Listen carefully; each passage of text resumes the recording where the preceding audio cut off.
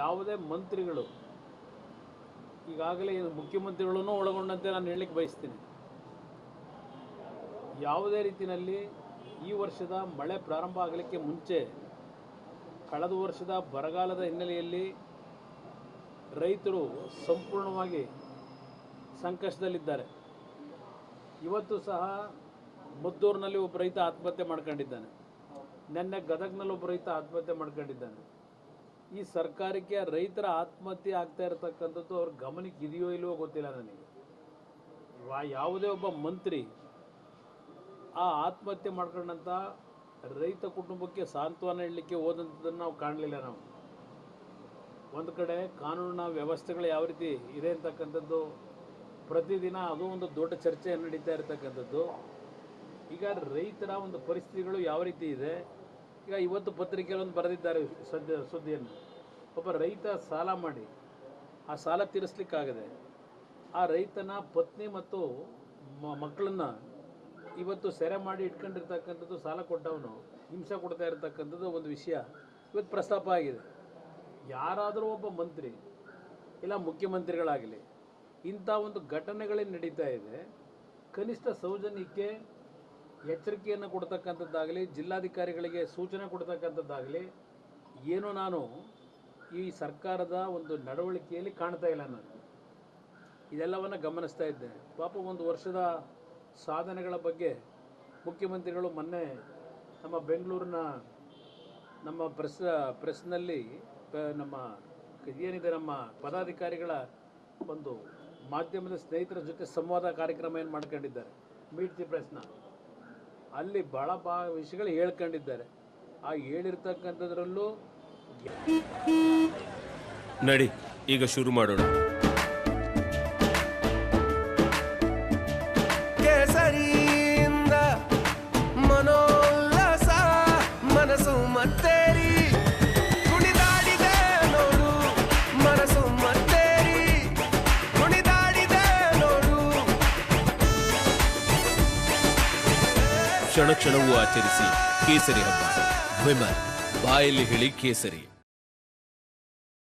Guarantee ಕಾರ್ಯಕ್ರಮಗಳನ್ನು ಹೊರತುಪಡಿಸಿ ಇನ್ನೇನೂ ಇಲ್ಲ. ಅಲ್ಲಿ ನೀರಾವರಿಯ ವಿಷಯದಲ್ಲಿ ಚರ್ಚೆಗಳಿಲ್ಲ. ಯಾವುದೋ ಒಂದು ಕಾಂತರಾಜು ವರದಿ ಮತ್ತು ಅದೇನು ಉಪಸಮಿತಿ ಮಾಡ್ತಾರೆ. ಕಾಂತರಾಜು ವರದಿ ಅತ್ಯಂತ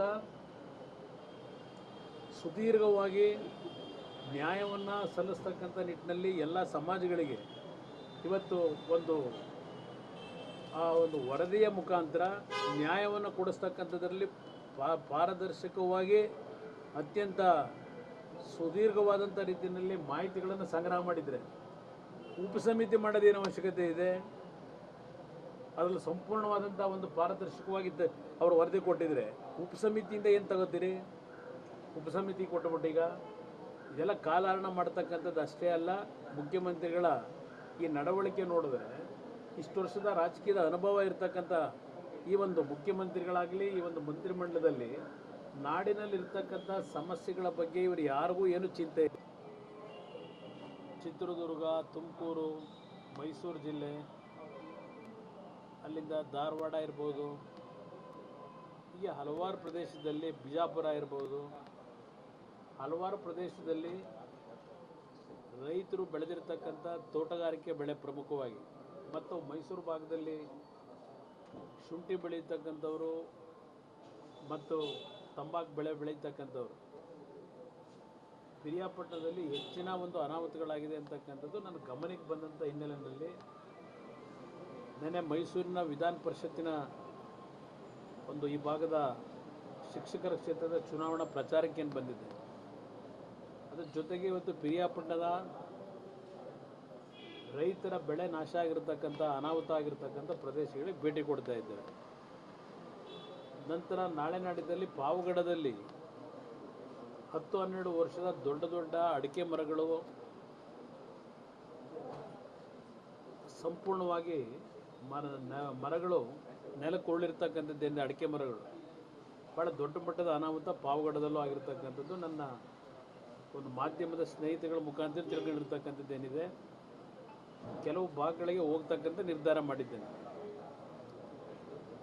ಇಲ್ಲಿ ಸರ್ಕಾರ ಈ ರೀತಿಯ ಒಂದು ಅನಾಹುತಗಳು ನಡೀತಾ ಇದೆ. ನಗರ ಪ್ರದೇಶಗಳಲ್ಲಿ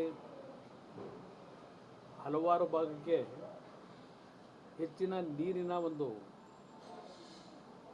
ನುಗ್ಗತಕ್ಕಂಥದ್ದು ಏನಿದೆ, ಮನೆಗಳಿಗೆ ನೀರು ನುಗ್ಗಿ ಕಾಲುವೆಗಳಲ್ಲಿ ನೀರು ತುಂಬಿ ಇವತ್ತು ಮೈಸೂರು ನಗರ ಇರ್ಬೋದು, ಬೆಂಗಳೂರು ನಗರ ಇರ್ಬೋದು, ಹಲವಾರು ನಗರ ಪ್ರದೇಶಗಳಲ್ಲೂ ಅನಾಹುತಗಳು ಪ್ರಾರಂಭ ಆಗಿದೆ. ಈ ಸರ್ಕಾರ ಬರೀ ಕೇವಲ ಹೇಳಿಕೆಗಳಿಗೆ ಸೀಮಿತವಾಗಿರ್ತಕ್ಕಂಥದ್ದನ್ನು ನಾವು ಗಮನಿಸ್ತಾ ಇದ್ದೇವೆ.